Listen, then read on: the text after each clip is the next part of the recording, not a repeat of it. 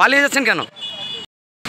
আপনার তো ডিউটি 9টা থেকে সুপার হাসপাতালে, আপনি এখানে ডিউটি করছেন, প্রাইভেটে চেম্বার করছেন যে বলছেন না যে সরকারি হাসপাতালের ডাক্তার প্রাইভেটে চেম্বার করছেন, ধরা পড়তেই চুট দিল হাসপাতালে।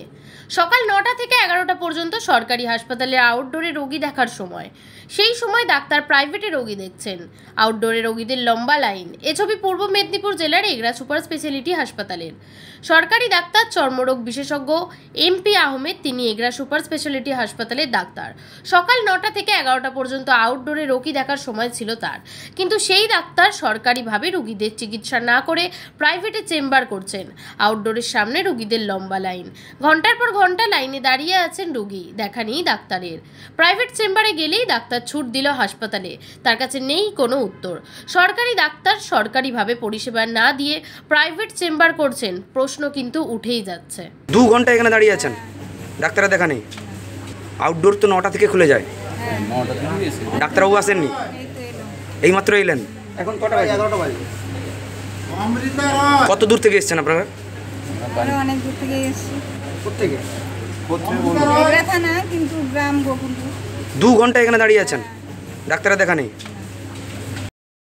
আপনার তো ডিউটি 9টা থেকে সুপার হাসপাতালে, আপনি এখানে ডিউটি করছেন, প্রাইভেটে চেম্বার করছেন যে বলছেন না যে ডাক্তারবাবু, আপনার তো 9টা থেকে ডিউটি। ডাক্তারবাবু, আরে পালিয়ে যাচ্ছেন কেন?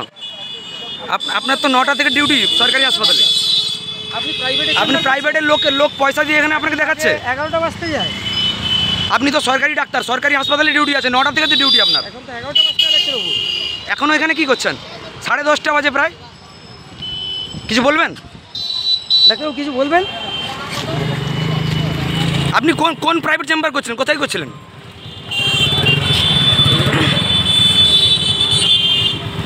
আপনি পালিয়ে যাচ্ছেন কেন ডাক্তারবাবু, বলুন। হ্যাঁ, আপনি এখানে কেন? আপনি কে? আপনি কে? আপনি তো সেখানে প্রাইভেট চেম্বার করেছিলেন। আপনি কে? আপনি কে? পালিয়ে যাচ্ছেন কেন? আসুন। দাঁড়াও।